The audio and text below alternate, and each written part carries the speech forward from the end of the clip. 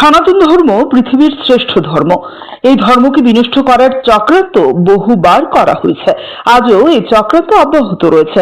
প্রধানমন্ত্রী নরেন্দ্র মোদীর নেতৃত্বে সনাতন ধর্মকে রক্ষা করার কাজ চলছে। খয়েরপুরের পূর্ব চাম্পামুড়া স্থিত ত্রিপুরেশ্বরী মন্দিরের সেবাধামে পশ্চিম ত্রিপুরা জেলা ভিত্তিক সোমনাথ স্বাভিমান পর্ব অনুষ্ঠানে কথাগুলো বলেন মন্ত্রী সুশান্ত চৌধুরী।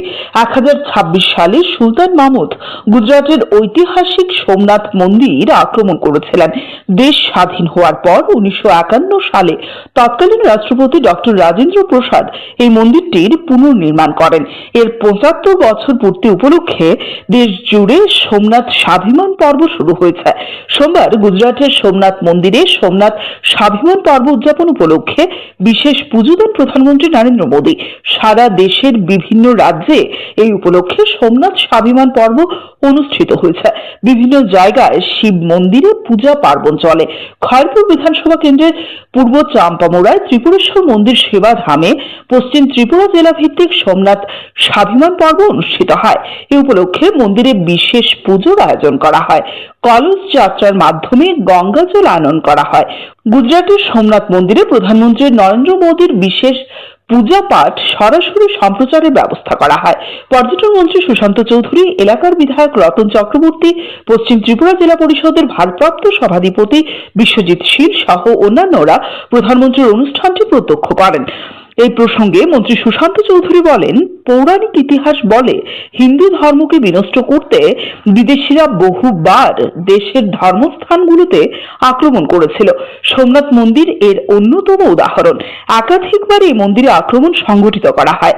মন্ত্রী দাবি করেন, সনাতন ধর্ম পৃথিবীর শ্রেষ্ঠ ধর্ম। এই ধর্মকে বিনষ্ট করার চক্রান্ত বহুবার করা হয়েছে, আজও এই চক্রান্ত অব্যাহত রয়েছে। প্রধানমন্ত্রী নরেন্দ্র মোদীর নেতৃত্বে সনাতন ধর্মকে রক্ষা করার কাজ চলছে। একমাত্র বিজেপি দল সনাতন ধর্মকে সামনের দিকে এগিয়ে নিয়ে যাওয়ার জন্য কাজ করছে। যে পৌরাণিক ইতিহাস তা পরিষ্কার ভাষায় বলে যে হিন্দু ধর্মকে নষ্ট করার জন্য বহুবার বিভিন্ন বিদেশিরা ভারতের অভ্যন্তরে অনেক আক্রমণ সংঘটিত করেছে এবং ভারতবর্ষের যে গুরুত্বপূর্ণ শক্তিপীঠ জ্যোতির্লিঙ্গগুলোকে ধ্বংস করে এখানে অন্য ধর্মের প্রভাব বিস্তার করারও অনেক প্রয়াস করা হয়েছে।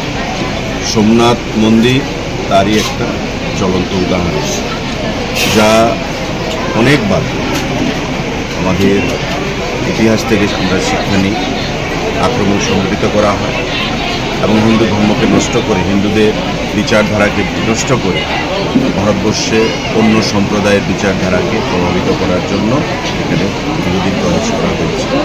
তার থেকে বেরিয়ে এসে 1951 সাল থেকে নতুনভাবে সর্দার প্যাটেলের ইচ্ছা শক্তিতে আমাদের এই সোমনাথ টেম্পল গুজরাটে যে অবস্থিত তার নতুন করে পথ চলা শুরু হয় এবং আজকে ভারতবর্ষের যশস্বী প্রধানমন্ত্রী নরেন্দ্র মোদীজির নেতৃত্বে ভারতের প্রতিটি দেবভূমি, ভারতের প্রতিটি মন্দির, আমাদের হিন্দুদের বিচারধারার যে পীঠস্থান, সেই মন্দিরগুলোকে বিশ্ববাসীর কাছে, হিন্দু ধর্মের কাছে, সনাতনীদের কাছে নতুন করে তুলে ধরার প্রয়াস করা হচ্ছে এবং তারই অঙ্গ হিসেবে সোমনাথ স্বাভিমান পর্ব আজকে পালিত হচ্ছে গুজরাটের সোমনাথ মন্দিরে, যেখানে দেশের প্রধানমন্ত্রী মোদীজি বিভিন্ন কর্মসূচিতে সেখানে অংশগ্রহণ করেছেন। আমরাও এই অনুষ্ঠান উপলক্ষে খয়েরপুরের পূর্ব চাম্পামুড়া ত্রিপুরেশ্বর মন্দিরে সেবাধামে এদিন প্রচুর সংখ্যক ভক্তবৃন্দের সমাগম ঘটে। ভক্তবৃন্দরা পূজার্চনায় অংশগ্রহণ করেন। স্থানীয় ধর্মপ্রাণ মানুষের উপস্থিতি ছিল চোখে পড়ার মতো। Bureau report, CNTV.